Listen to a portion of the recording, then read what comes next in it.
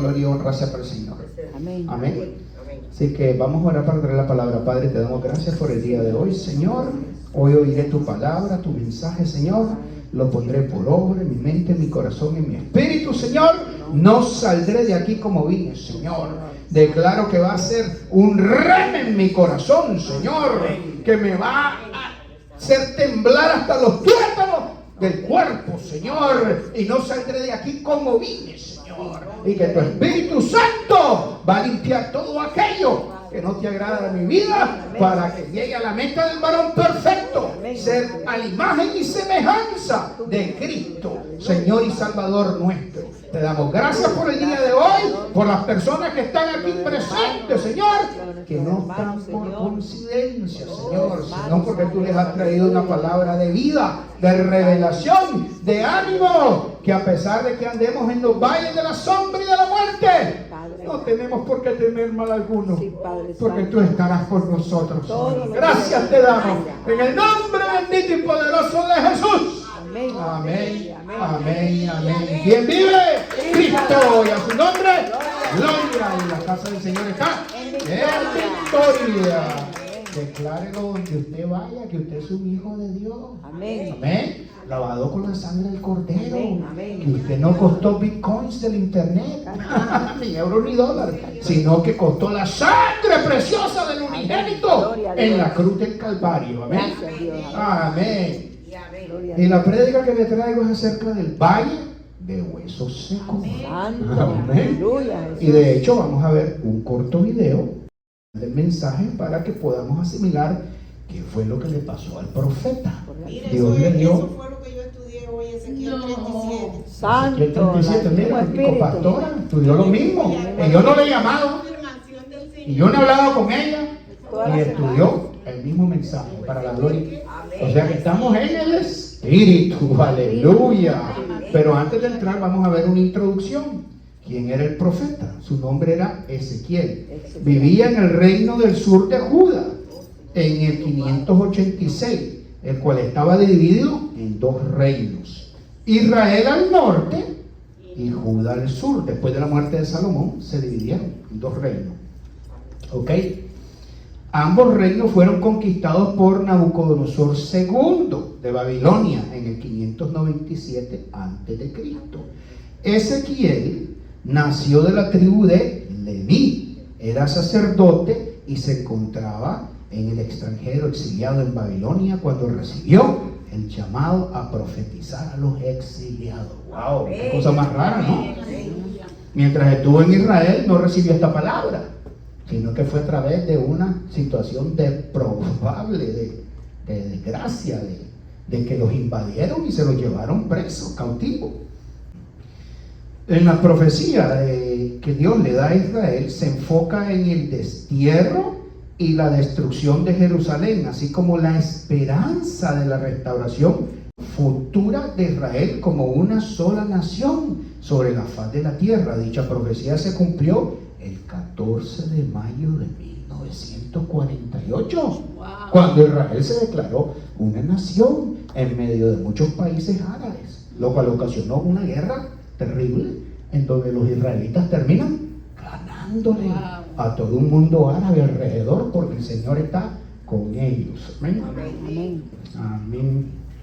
La profecía de Ezequiel se divide en dos partes. En la primera, Dios lo lleva al profeta en el espíritu, arrebatándolo hacia un enorme valle lleno de muchos huesos secos, esparcidos por toda la faz de la tierra. Esa visión fue con el fin de Dios mostrarle a Ezequiel cómo entender lo que estaba pasando en ese preciso momento con ambos reinos.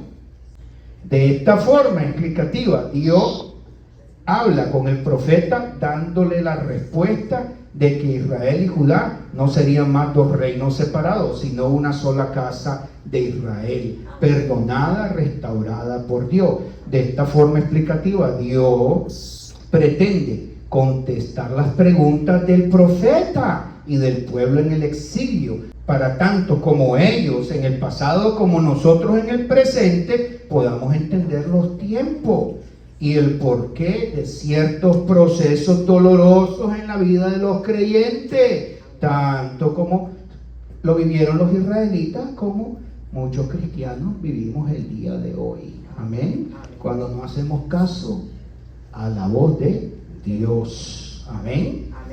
En el caso de los israelitas, Dios le deja ver al profeta Ezequiel por qué ellos habían caído en la mano de sus enemigos, los babilonios, y por qué ahora ellos eran sus sirvientes o esclavos, y el porqué de esta conquista irreversible, y el por qué fueron llevados cautivos a tierras lejanas con costumbres muy extrañas, porque para ellos era una tierra muy extraña. Hay un salmo que dice que hay una canción, ¿no ha visto una canción que creo que es del 70 y pico? Muy linda. ¿Cómo se llama este grupo? Que son unos morenitos. No sé si ellos son de Bahamas. By the river of Babylon. ¿Ah? Sí. Bonnie M, muy bonita, y cantan el salmo en donde ellos van cautivos, se sientan en el río Babilonia y los captores le dicen, dale, canten las alabanzas que cantan en Sión, en Israel. Y ellos decían, ¿y cómo vamos a cantar? Dice, una tierra extraña, siendo esclavos. Mire que hasta dónde llegaron ellos. Amén. Amén.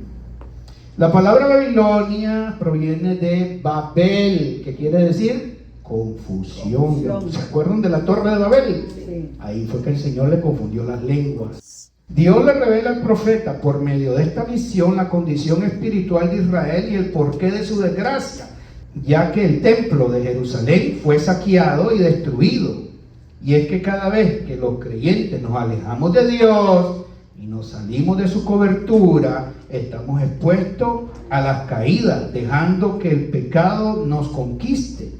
Y debemos de perseverar en la gracia de Dios para que esto no tome ventaja en nuestras vidas. Y eso es cierto. Amén. Los israelitas tenían un ciclo que se repite hoy en día en la iglesia. La gente peca, la paga del pecado es muerte, sufren las terribles consecuencias, claman a Dios por misericordia, y el Señor, ¿qué hace? Los perdona y los restaura. Y la gente vuelve, caen en el pecado, sufren otra vez las consecuencias, que la paga del pecado es muerte. El cheque que te van a dar, mijo, y quiso, muerte. ¿Ok? Sufren las consecuencias, claman a Dios, se arrepienten, Dios viene y los perdona. Ese ciclo se ve hoy día lamentablemente en los creyentes en la iglesia. No deberíamos vivir ese ciclo, pero lamentablemente, no todos, ¿verdad? Hay creyentes que son piadosos y hay otros que no son tan piadosos. Habemos de todo en la viña del Señor. Amén. Amén. Aleluya. Vamos a adelantar por cuestión del tiempo, es muy bonito. Y en referencia al creyente, el creyente no entiende muchas cosas, de que el diablo está como león. Como león, no es león. El único león es el de la tribu de Judá, el Señor. Y que el Satanás está derrotado y vencido por nuestro Señor Jesucristo. Básicamente, nuestro comandante en jefe. Amén. Y nosotros somos soldados que estamos combatiendo una guerra que ya fue ganada hace más de 2000 años en la cruz del Calvario. Pero no podemos negar las acechanzas del maligno. Amén. Pero como el diablo sabe que es un ser derrotado, porque mire, usted no puede poner a Cristo a la altura o sea, Satanás no es un rival para el Señor. Nunca lo ha sido ni nunca lo saldrá. Será tal vez para nosotros en algunas ocasiones. Entonces, como el diablo sabe que está destruido, derrotado, y lo que quiere es hacerle daño a imagen y semejanza de Dios, que es usted, que somos una nueva criatura, él apela a tres enemigos suyos, que son el mundo, el pecado y por último nuestra vieja naturaleza, o sea, su carne. O sea, que el peor enemigo que tiene el cristiano es usted mismo. No es el diablo, es usted. Porque en su carne hay deseos. ¿Entiende?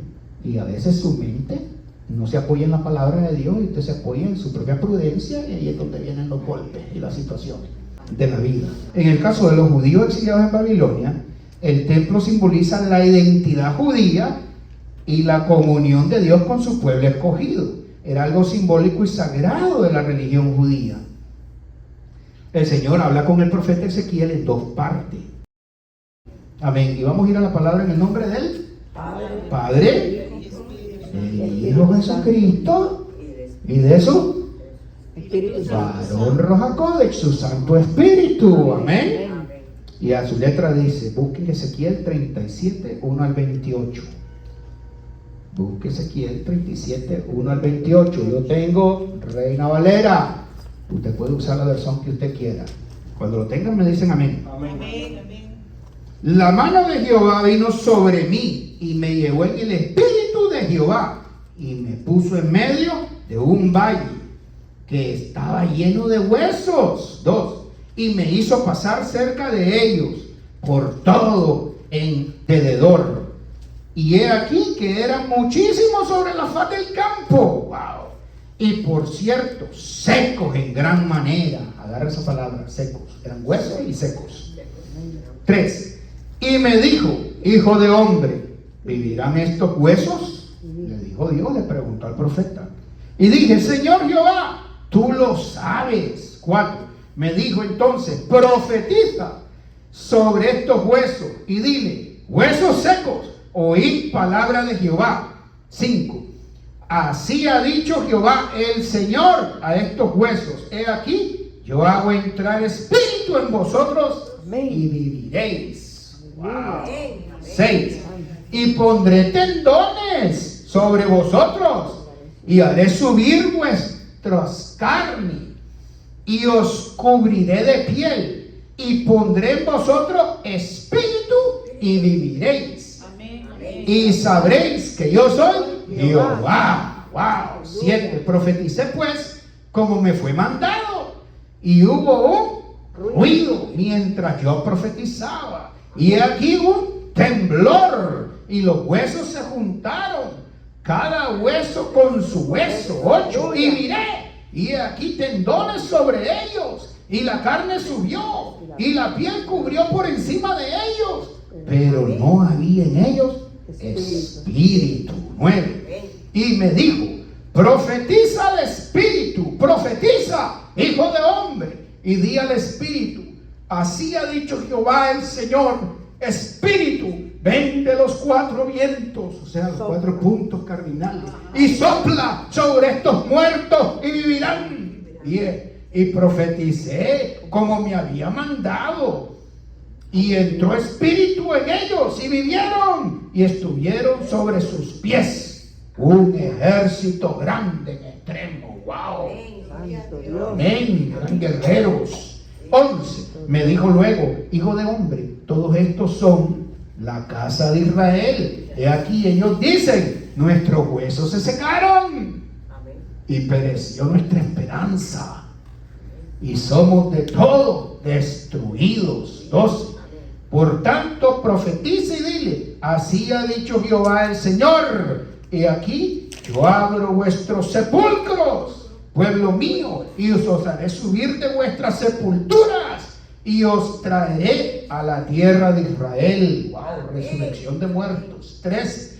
Y sabréis que yo soy Jehová cuando abra vuestros sepulcros y os saque de vuestra sepultura, pueblo mío. 14. Y pondré mi espíritu en vosotros y viviréis, y os haré reposar sobre vuestra tierra, y sabréis que yo Jehová hablé y lo hice, dice el Señor. Aleluya. Amante Padre, te damos gracias por tu palabra, Señor, que es viva y eficaz, cortante como toda espada de doble filo, Señor.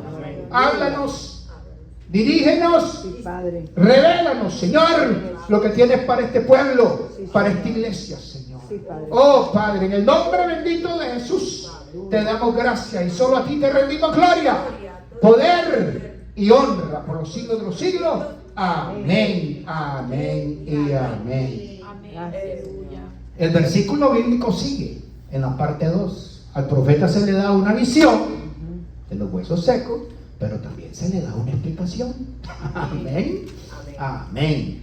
Entonces, si usted continúa ahí mismo, dice, la reunión de Judá e Israel. O sea, cuando habla de la reunión es una unión. Amén. Por título. El 15, ahí mismo. El 15, vino a mí palabra de Jehová diciendo. 16, hijo de hombre, toma ahora un palo y escribe en él para Judá y para los hijos de Israel con sus compañeros. Toma después otro palo y escribe en él para José, palo de Efraín, y para toda la casa de Israel y sus compañeros. Dos palos, dos pueblos, dos casas. ¿Okay? 17. Júntenlos luego el uno con el otro para que sean uno solo. Wow. Y serán uno solo en tu mano. 18.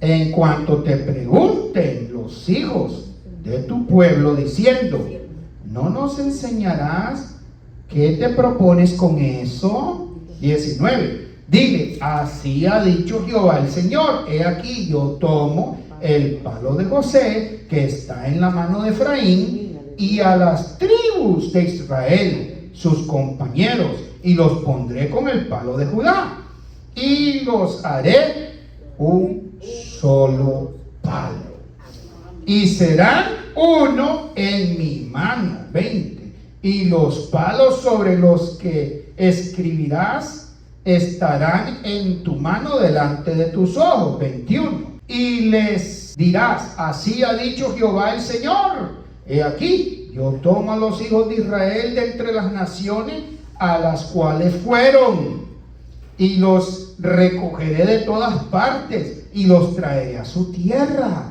22.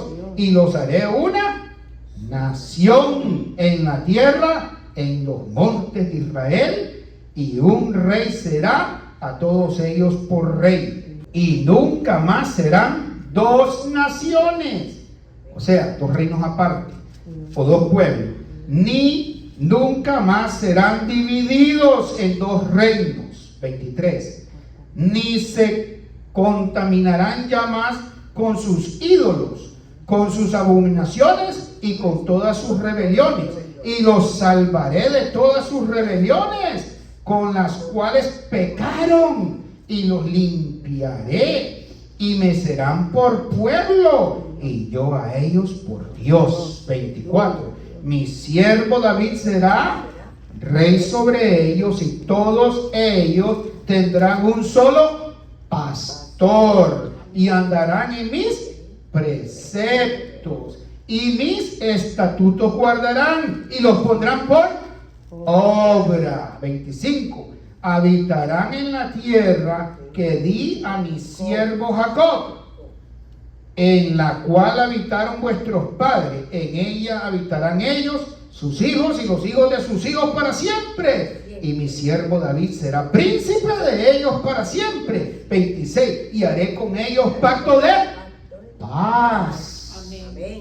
Pacto perpetuo será con ellos. Oiga, ¿quién hizo un pacto de paz perpetuo y eterno con nosotros? Cristo. Amén. Amén. Y los estableceré y los multiplicaré y pondré mi santuario entre ellos para siempre. 27. Estará en medio de ellos mi tabernáculo y seré a ellos por Dios y ellos me serán por pueblo. 28. Y sabrán las naciones que yo Jehová santifico a Israel, estando mi santuario en medio de ellos para siempre. Wow. Es decir, usted es el templo ambulante de Dios aquí en la tierra. Usted es el santuario. Una vez que usted recibe a Cristo, el Padre, el Hijo y el Espíritu Santo se mudan a vivir con nosotros. Nosotros somos un templo ambulante. Ya Dios no habita en templos de paredes hechas por mano de hombre, sino que habita en los corazones de los hombres. Amén. En el antiguo pacto Dios lidiaba con los hechos de los hombres. En el nuevo Dios se cansó de eso. Ahora lidia con el corazón, porque ahí está la raíz del meollo. Dicen que todo sale de aquí, dijo Jesús, del corazón. Piensan las buenas cosas y las malas cosas. El buen hombre, el buen tesoro en su corazón, saca lo bueno, y el mal hombre saca lo malo. Así que Dios ahora lidia con el corazón. Amén. Y cuando hablo del corazón, no es este que bombea sangre, este es su espíritu humano. Amén. El cual el primer hombre desconectó en el jardín del Edén, y Cristo vino, agarró el cable de un extremo del otro yo le voy a pintar este cuadro, se dejó electrocutar por amor para reconciliarnos con el Padre. Amén. Amén. Amén.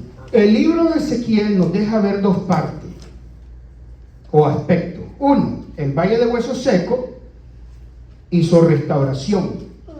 Y dos, la reunión o unión de dos reinos que un día estuvieron divididos. Dios le dice a Ezequiel que en el futuro todos ellos serán una sola casa y serán gobernados por un solo rey y pastor eterno, bajo el linaje o descendencia de David. Esto es ¿a quién? A Jesucristo. Amén. La simbología de dos pueblos divididos es también un símbolo de la división entre un pueblo judío y un pueblo gentil, no judío, y que de los dos hará un solo pueblo, lo santificará y establecerá su pacto eterno y su tabernáculo con ellos para siempre. Amén. Amén. El apóstol Juan, siendo judío, miró esta unión. Amén. Y vamos a ir al libro de Apocalipsis. Mueva hacia Apocalipsis 7, 9, 12. Apocalipsis quiere decir revelación. Juan, siendo el pueblo escogido, vio las revelaciones de Dios, como él hacía de los no judíos un solo pueblo. Amén. Apocalipsis 7, 9 y 12. Por título dice: la multitud vestida de ropas blancas. Esto es Juan estando en el cielo, teniendo esa visión celestial. Amén. 9. Después de esto miré, y aquí una gran multitud, la cual nadie podía contar. Oiga, de todas naciones y tribus y pueblos y lenguas, que estaban delante del trono y de la presencia del Cordero, vestidos de ropas blancas y con palmeras en las manos. Un momento, pastor. Palmeras, sí. Esa es una fiesta judía, la fiesta de Sukkot. Pero esta gente no son judías. No son judías. ¿Qué es lo que está viendo Juan? La llegada de nosotros al cielo. Amén. Amén. Que de los dos pueblos estaba haciendo el Señor, hace un solo pueblo. 10. Y clamaban a gran voz diciendo: la salvación pertenece a nuestro Dios, que está sentado en el trono, y al Cordero. 11. Y todos los ángeles estaban en pie alrededor del trono, y de los ancianos, y de los 4 seres vivientes, que dicen que son bien feos estos seres vivientes, y se postraron sobre sus rostros delante del trono, y adoraron a Dios. 12. Diciendo: amén. La bendición, la gloria, la sabiduría, la acción de gracias, y la honra y el poder y la fortaleza sean a nuestro Dios por los siglos de los siglos. Amén. Wow. Entonces, pastor, ¿usted quiere decir que lo que vio un profeta hace 586 años antes de Cristo se aplica también a nosotros? Sí. Amén. Muchas de las cosas del Viejo Testamento son solo una sombra de lo que iba a venir, y lo que vino ya llegó, que es Cristo. Y muchas otras cosas no se aplican. Amén. Usted tiene que agarrarlo con pinza, el Viejo Testamento, y ver qué cosas son aplicables y cuáles no.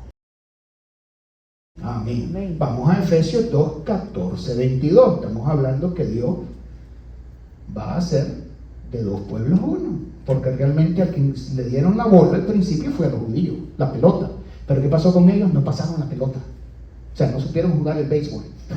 Se quedaron con la pelota. Y tuvo que venir Cristo y después usar al apóstol Pablo, que fue el que realmente salió por el mundo conocido llevando la palabra. Amén. Efesios 2, 14, 22. Que por el apóstol Pablo es que tenemos más de la mitad del Nuevo Testamento, por un judío. Gloria a Dios. Amén. Por un judío. Pedro, el otro judío, tuvo que tener una visión porque no entendió el mensaje. Dice que él estaba en el aposento alto, ¿ok? Y tuvo una visión de un lienzo lleno de animales. Los animalitos representan el pueblo gentil.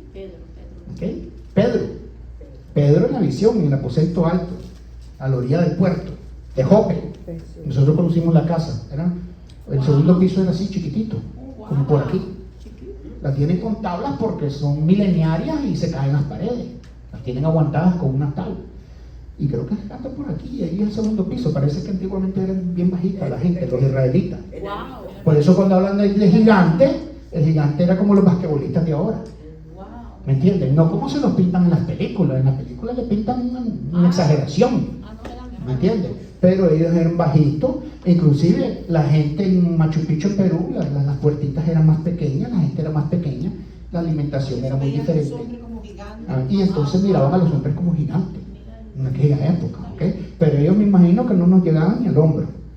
La gente hacía antes.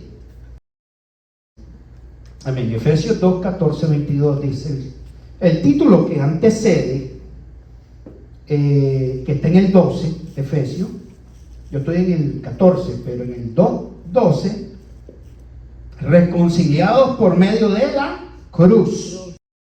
Ahora usted baja, Efesios 2, 14, 22, dice, porque Él es nuestra paz. ¿Ok? Que de ambos pueblos hizo uno, derribando la pared intermedia de separación. ¿Qué es lo que nos separaba? Un viejo pacto de un nuevo pacto. Una religión antigua, judía, de nosotros que somos el cristianismo. ¿Ven? 15. Aboliendo en su carne las enemistades, la ley de los mandamientos expresados en ordenanza, para crear en sí mismo de los dos un solo y nuevo hombre, haciendo la paz. 16. Y mediante la cruz reconciliar con Dios a ambos en un solo cuerpo, matando en ella las enemistades. ¿Qué enemistades habla, pastor? Enemistades de la diferencia entre un judío y un gentil. 17.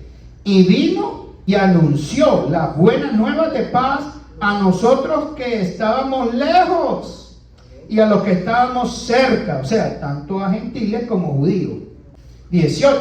Porque por medio de Él, es decir, de Cristo, los unos y los otros, tenemos entrada por un mismo Espíritu al Padre. 19. Así que ya no sois extranjeros ni advenedizos. Yo tuve que ir al diccionario a buscar advenedizos porque el problema que yo tengo con la Reina Valera es que es muy castellana. Sí. Yo soy latino. Advenedizo, que se ha introducido, dice el diccionario, en una posición o actividad superior a la que le correspondía, según el diccionario español actual. Oiga, qué bonito. Así que ya no sois extranjeros ni advenedizos, sino conciudadanos de los santos y miembros de la familia de Dios. Ahora somos una gran familia, amén. 20. Edificados sobre el fundamento de los apóstoles y profetas, siendo la principal piedra de ángulo Jesucristo mismo. 21. En quien todo el edificio bien coordinado va creciendo para ser un templo santo en el Señor. 22. En quien vosotros también sois juntamente edificados para morada de Dios en el Espíritu. Gloria sea su nombre. Aleluya. Lo que la religión no podía hacer mecánicamente, lo hizo Jesús en la cruz del Calvario. Antes el hombre mecánicamente mataba chivitos, corderitos para acercarse a Dios. Y Jesús toma forma, cuerpo humano. Siendo Dios, se despoja, se quita. Eso se conoce en teología como el kenos o kenosis de Cristo. Que siendo el Dios se vuelve mortal. Se desprende de su gloria. Por eso es que en muchos lugares como mormones o testigos de Jehová no ven a Jesús como Dios. Porque no pueden comprender el lapso de 33 años que él estuvo como mortal en la tierra. ¿Entiendes? Y esas sectas te dicen, bueno, si Jesús es Dios, ¿acaso puede Dios morir? Así te lo dicen, descaradamente. Y yo le decía, bueno, y si Jesús era solo hombre, como tú crees, ¿acaso puede venir un hombre el tercer día de los muertos? Ven tú, muérete y yo te voy a estar esperando.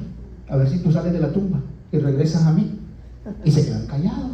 Amén. Porque es un misterio. Como la palabra se hace carne y habitó con nosotros y vimos su gloria como la del unigénito. La palabra unigénito quiere decir que no ha sido creado. Amén. Jesús ya existía y por él han sido creadas todas las cosas. A veces es muy difícil entender la Trinidad. El Padre piensa, el Hijo habla y el Espíritu Santo ejecuta las cosas. Amén. Pero es un solo Dios, tres personas distintas, pero no diferentes, bajo un mismo propósito. El único ejemplo que usted puede tener de la Trinidad es usted. Aunque usted no es Dios, no es omnipotente, no es omnisciente, pero usted es tripartito, usted está hecho en tres partes. Usted tiene un alma, que es el asiento de sus emociones, que es quien realmente usted es. Usted tiene un espíritu y vive y habita dentro de un cuerpo. Y su alma tiene que ser renovada con la palabra. Sí, Dios murió por todo, pero su alma tiene que estar en contacto con la palabra. Mientras más yo me acerco a la luz, más me ilumino de Dios. Mientras más yo me alejo de la luz, menos recibo y percibo la gloria de Dios. Amén. Así de sencillo. Amén. Sí, sí. Dios le pregunta a Ezequiel si era posible que estos huesos volvieran a vivir. ¿Qué representan los huesos secos? El estado espiritual de Israel. El estado espiritual de Israel. ¿Qué dio el profeta? Un desorden. Solo Dios sabe. Un desorden, huesos por toda la faz de la tierra. ¿Ok? Y ese era el estado de Israel, y a veces es el estado de muchos creyentes. Amén. Que por alguna razón se van de la iglesia, o por X motivo se ausentan o no perseveran en las cosas del Señor, o se aparecen solo cuando, como decía una amiga mía, cuando le aprieta el zapato. Una amiga mía católica, una señora. El problema de nosotros es que solo vamos a la iglesia cuando, así me decía ella, solo vamos a misa cuando nos aprieta el zapato, me decía. Y no debemos ser así. Tenemos que buscar a Dios en todo tiempo, en todo momento, y su palabra debe estar en continua en nuestra boca. Amén. Amén. Aleluya. Dios también le dice al profeta, en la segunda parte, le dice, mira, yo lo voy a perdonar, por amor del mismo. Dios perdona a su pueblo y los regresaré a su tierra. ¿Qué le prometió Dios en el Viejo Testamento a los israelitas? Una tierra física, donde fluye leche y miel, es decir, donde ellos van a poder cultivar y trabajar. Como me dijo un israelita, ¿cómo es que ustedes dicen? Leche de tierra de ¿cómo? Tierra ¿Cómo que me dijo fluye. la que es israelita? Tierra que fluye leche y miel. Aquí hay que trabajar. Así me dijo la israelita. Aquí hay que trabajar duro, me decía ella. Ya les preparó un terreno. Tan lindo, pero Dios les preparó y les condicionó todo. De hecho, cuando los mantuvo en el desierto, les dio el maná del cielo. Amén. Y los mantuvo en el desierto, pero una vez que ellos entran a la tierra prometida, el maná cesó. Ya el subsidio o la ayuda del gobierno del cielo se terminó. Ya ellos tenían que trabajar. Ya lo saqué. Amén. Ya los saqué, ya los pasé, conquistaron a sus enemigos. De hecho, Dios nunca les dijo a ellos que tenían que pasar muchos problemas y dificultades para llegar a la tierra prometida. Como nosotros aquí en la tierra, nosotros los cristianos pasamos también problemas y dificultades. Bastante. Ajá. Hasta en los trabajos. Personas que usted sabe que hay fuerzas malignas detrás de ella y la cogen con uno. Hasta en los empleos. Se ve eso, ¿ven? Entonces uno tiene que reprender, armarse la armadura de Dios y luchar y pelear, como hacían los israelitas en la conquista, por las ciudades donde ellos iban. ¿Ven? Y Dios le da la victoria. Amén. Así que el mensaje también es aplicable para nosotros. En obediencia, Ezequiel, ¿qué hizo? Profetizó encima de las circunstancias. Amén. Usó su boca y su lengua Aleluya. encima de un lugar de cadáveres, de huesos secos, en donde no hay manera, no hay vida, no hay esperanza, en donde la situación es cero, es de muerte, de caos, de desorden espiritual. Y el Señor le dice, profetiza. O sea, no es Dios el que dio la voz, Dios del comando y le ordena, no, profetiza tú. Amén. Y a veces Dios te deja en situaciones donde tú dices, Dios mío, ¿qué hago? Profetiza. Amén. Háblale a la circunstancia. Aleluya. Háblale al caos. Yes. Háblale al hueso seco. Gloria a Dios. Llama al espíritu de los cuatro vientos. Profetiza la vida. Amén. Profetiza la vida de Cristo en esa persona. Profetiza que esa persona que tal vez te está haciendo daño en el trabajo va a ser salva el día de mañana, que va a conocer a Cristo, que va a ser restaurado, como tú un día fuiste restaurado, Gracias, como alguien tal vez oró por ti y profetizó bendición sobre ti. Gloria a Dios. Amén. Aleluya. Amén. Gloria sea al Gracias, Señor. Aleluya. Bendito tu nombre. Santo eres, Gracias, Señor. El valle de huesos secos de Ezequiel 37, 1 al 14 simboliza la muerte espiritual y la restauración de Dios por el amor que Él le tiene a sus escogidos. Y no solo a Israel, sino también a nosotros, sus hijos, adoptados y amados por Él. También nosotros que un día estábamos muertos, como esos huesos secos, en nuestros delitos y pecados, con todo y eso Cristo nos amó primero y se dio el rescate por nosotros. Amén. Ve la simbología del mensaje. Aleluya. Gloria a Dios. Bendito. Los huesos secos representan la falta de vida, fe y esperanza. ¿Se acuerda cuando ellos se pusieron de pie? Que eran un ejército y decían que ellos habían perdido la esperanza.